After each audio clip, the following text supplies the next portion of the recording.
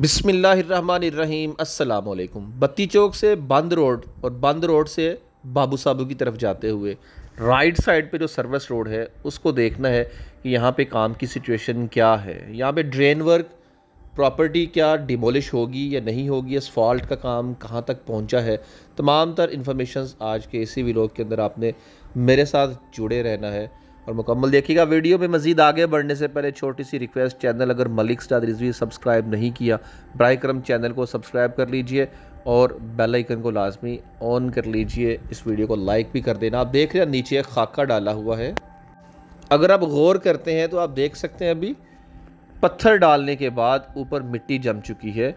इस मिट्टी को अब नीट किया जाएगा।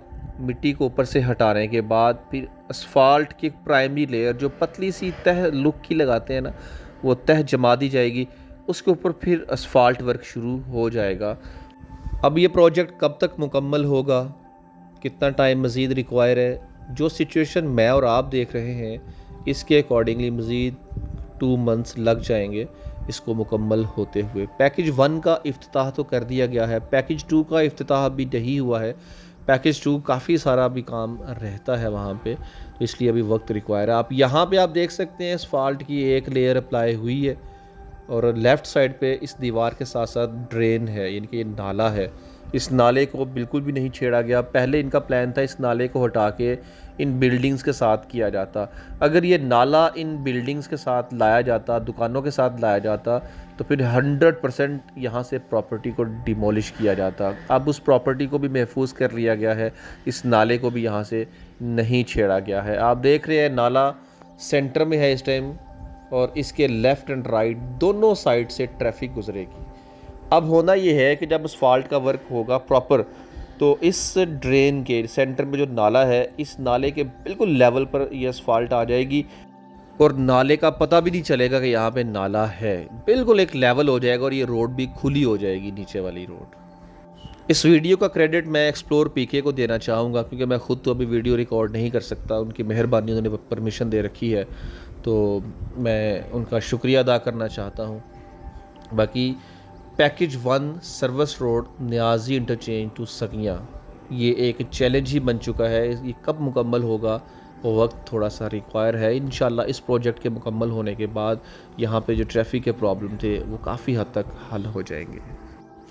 सामने लेफ़्ट साइड पे आप देख रहे हैं, यहाँ पे सबवेज़ बनाई गई हैं। आलमोस्ट 9 सबवेज़ हैं यहाँ पे। कुछ सबवेज़ हैं पैदल क्रॉसिंग के लिए, कुछ सबवेज़ हैं बड़ी गाड़ियों के टर्न के लिए। बेसिकली सबवेज़ हैं क्या, सबवेज़ हैं यू टर्न्स हैं। अब मैं यहाँ से गुज़र रहा हूँ, अब मुझे जाना है फॉर एग्ज़ाम्पल दूसरी साइड पे, तो मैं इस रोड के ऊपर से नहीं जा सकता, इस सबवे से होके दूसरी तरफ मैं जाऊँगा, फिर अपना रास्ता मैं यहाँ से चेंज कर सकता हूँ। तो ये सबवेज़ एक्चुअली यू टर्न्स हैं और ये 9 सबवेज़ बनाई गई हैं। 1 किलोमीटर से कुछ कम फास्ट पे एक सबवे है और इस एक सबवे के लिए अगर हम पैदल चल रहे हैं तो हमें ट्रैवल करना पड़ेगा भाई। अगर रिक्शास में है तो फिर तो कोई इतना इशू नहीं है। गाड़ियाँ और बाइक्स के लिए अलग अलग से सबवेज़ बनाई गई हैं, यानी कि हैवी ट्रैफिक के लिए सबवे अलग से है और पैदल क्रॉसिंग के लिए, कार्स के लिए, बाइकर्स के लिए सबवेज़ अलग से बनाई गई हैं। अब आइए इस प्रोजेक्ट की डिटेल के साथ हम बात करते हैं। ये प्रोजेक्ट जब आप न्याजी चौक से रावी का ब्रिज क्रॉस करके बंद रोड पे आते हैं तो अहमद ट्रैवल्स जो शुरू ही में आपको नज़र आता है, अहमद ट्रैवल के सामने से ये प्रोजेक्ट स्टार्ट हो जाता है। अब ये है कि यहाँ पे ट्रैफिक बहुत ज़्यादा होती थी। इस ट्रैफिक को कंट्रोल करने के लिए इस प्रोजेक्ट को बनाया गया। फ़ायदा किसको होगा, यहाँ पे जो ट्रैफिक इस्लामाबाद से आती है, बिलाल ट्रैवल वाली जो साइड है ना, चौक यतीम खाना, जो वहाँ से लोग आ रहे हैं या जो मोटरवे से आ रहे हैं या जिन्होंने जाना है इस्लामाबाद जाना है, जिन्होंने सीधा ठोकर वाली साइड पे आगे निकलना है, तो उनके लिए बेहतरीन प्रोजेक्ट है ये। और जिन्होंने एयरपोर्ट की तरफ जाना है उनके लिए भी ये बेहतरीन प्रोजेक्ट है। एक्चुअली ज़मीन से तकरीबन 4 से 5 फीट हाइट पे ये रोड बनाई गई है। इस रोड को अलग इसलिए किया गया कि इसके ऊपर वही ट्रैफिक होगी जो बाबू साबू से जाएगी बत्ती चौक की तरफ, न्याजी चौक की तरफ या एयरपोर्ट की तरफ, शाहदरा चौक की तरफ, गुजरावाला की तरफ। और शाहदरा से आते हुए बाबू साबू जाते हुए जिस ट्रैफिक ने बिल्कुल जाना है सीधा, तो वो भी इसी रोड के ऊपर से ही गुज़र के जाएगी, ताकि ये जो हैवी ट्रैफिक या जो बाहर की ट्रैफिक है उनको एक अलग से रूट दे दिया जाए जिसका ताल्लुक़ यहाँ की आबादी के साथ ना हो।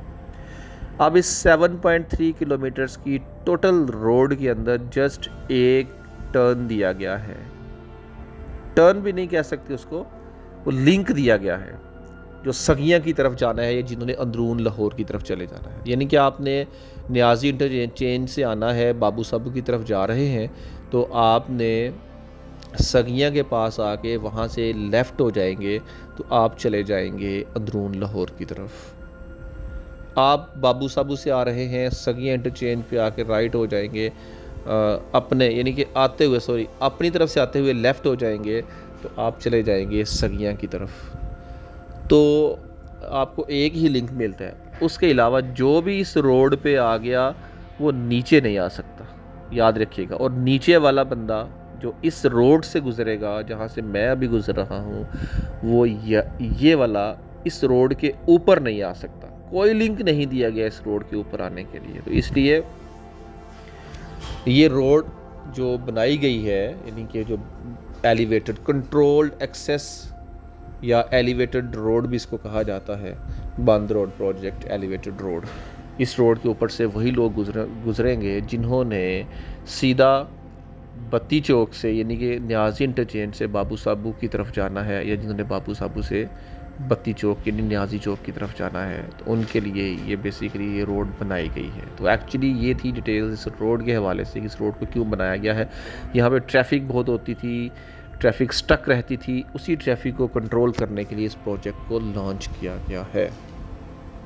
अब आप ये सोच रहे होंगे कि मैं ख़ुद यहाँ पे व्लॉग क्यों नहीं कर रहा, कि या मैंने इस वीडियो की स्क्रीन को शॉर्ट भी कर रखा है, क्यों ऐसा। एक्चुअली जब तक मैं ख़ुद व्लॉग नहीं कर लेता, ये सैम्बल है इस चीज़ का कि मैं अपनी ऑडियंस को बता सकूं कि पीछे रेड बैकग्राउंड और ऊपर जो आपको छोटी स्क्रीन में वीडियोस नज़र आ रही हैं, ये मेरी ख़ुद की रिकॉर्ड की हुई वीडियोस नहीं है। जब मैं ख़ुद रिकॉर्ड करूँगा और वो पूरी स्क्रीन पर वीडियो आपको नज़र आएगी इंशाअल्लाह ताला। प्लास्टर मेरा अल्हम्दुलिल्लाह उतर चुका है, लेकिन अभी टांग पे मैं अपना वेट नहीं डाल सकता हूँ, जिस वजह से मैं ख़ुद अभी व्लॉग नहीं कर सकूँगा। मुझे मज़ीद 2 मंथ्स डॉक्टर ने कहा है कि आप बाइक ड्राइव नहीं कर सकते और नॉर्मली आप चल भी नहीं सकते, लेकिन फिर भी कोशिश करूँगा आहिस्ता आहिस्ता बाहर निकल के किसी के साथ, खुद नहीं किसी के साथ इंशाल्लाह आपसे चीज़ें शेयर करता ही रहूँगा। मैं आज का ये व्लॉग डिटेल्स देने की कोशिश की है मैंने, टूटी फूटी सही माफ़ कीजिएगा और कबूल कर लीजिएगा। इजाज़त दीजिए। अल्लाह रसूल के मान सल्लल्लाहु अलैहि वसल्लम।